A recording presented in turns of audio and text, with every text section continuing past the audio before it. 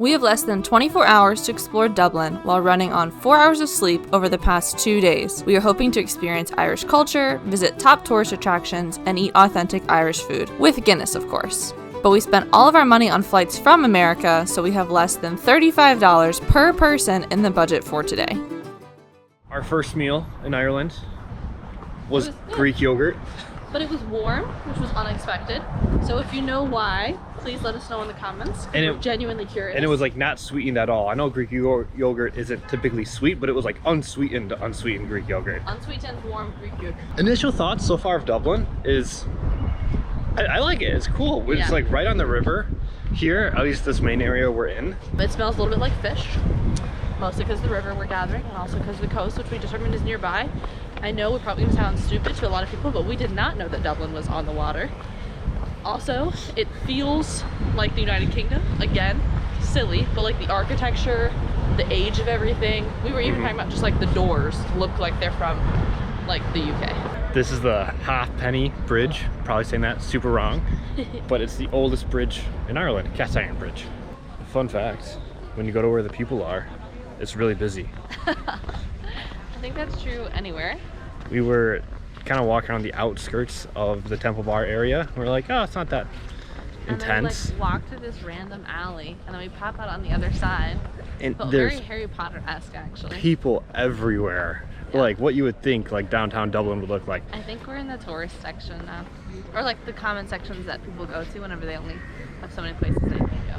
Which for tourists, so that's okay. And right now we're in Trinity College, and it is one of the oldest colleges in Europe, Western Europe. From like the 1500s. And it's pretty cool. It's beautiful here. So colleges in the US, step up. Haley does not like the architecture in the US compared to Europe. I don't like modern architecture. We've done the obvious choice, and walking through the college we found cricket. So now we're watching cricket. We're pretty much making up the rules of what we think the rules are. We're like, okay, they hit it and then they run back and forth, but only if they want to. They don't have to. I know cricket's a very complicated sport, but it's not something that we're very familiar with. So we're out here watching, I think, the cricket team practice with the other kids from campus sitting on this hill next to us. We've made it to the Castle of Dublin. In theory, but it looks different than what you think it's going to. It's like more like a bunch of like stateroom kind of things. It's not really like stone castle-y.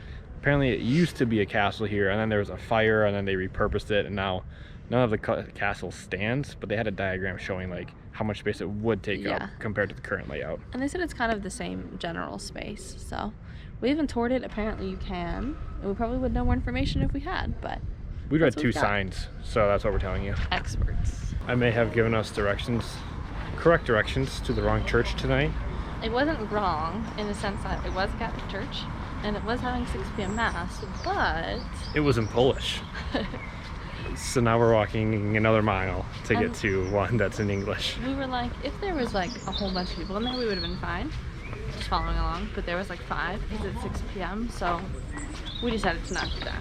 If you didn't know, neither of us speak Polish. And now we're going to give you a quick room tour. We're staying at the Hendrick in Smithfield. It's like one of the little districts in Dublin. And we got the huge double bed hotel room. And when you walk in, this is pretty much all it is. Right here on the side of the bed, you have a storage safe, a couple compartments for our bags that we used. And then up top here, we did a little charging port where we had our plug-in adapter and all our things charging up there. We have all of our suitcases here. We're packed up and almost ready to go. That's why they look so clean. It was not like that last night. And I'm assuming you have a door that goes to another room. If you're staying with someone else, they can like connect, I guess. Next thing is a little desk here. Hopefully you don't need to get much work done because it's pretty small and they have their coffee and everything on it. We don't drink coffee, so we didn't try it. Can't tell you if it's any good. And then you have the bed. This room is pretty small, but it's pretty mighty. And the bed is actually pretty comfortable. Also, all of the rooms have local art that I think you can actually buy if you really like them. We're not gonna buy Tire fire. A tire fire, so I'm not sure why that's in here, but apparently it's one of the first hotels in Dublin where all of the art is street art from local artists. And on the side right when you come in is the bathroom, and this feels huge to us because of the RV was so small. So you just have your sink and then your toilet, and then the shower is something that they advertise as having Savage showers online. Overall, we've really liked our stay here. It was like $120 a night, maybe $100 a night.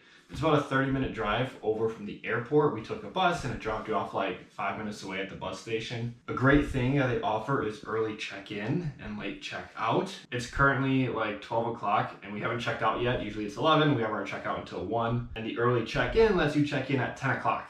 So our flight came in at 7, but we were able to leave our bags here and then go get breakfast. And by the time we came back, we were good to check in. I would recommend this room to you if you and your partner or who you're staying with are pretty close, because there's not a lot of space outside the bed, and by the time you put your luggage here, it pretty much takes up the whole room. They did a really good job with the space I had to work with, including all of it, and it's like a 15-minute walk down to the Temple Bar district, which from my understanding is like the main city center area, and there's also things to do 5 minutes away from here. So great hotel. We are actually coming back and staying here in a week.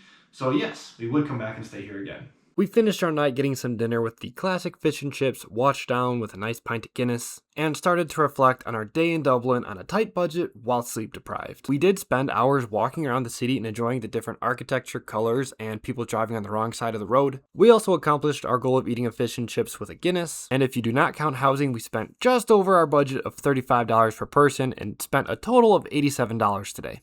Overall, we enjoyed Dublin, but would recommend having another day or two to explore the city, increasing your daily budget if you want to see some of the top tourist attractions, and probably get more than just 4 hours of sleep the night before. This is just the start of our Ireland journey, so be sure to subscribe to see how van life goes next.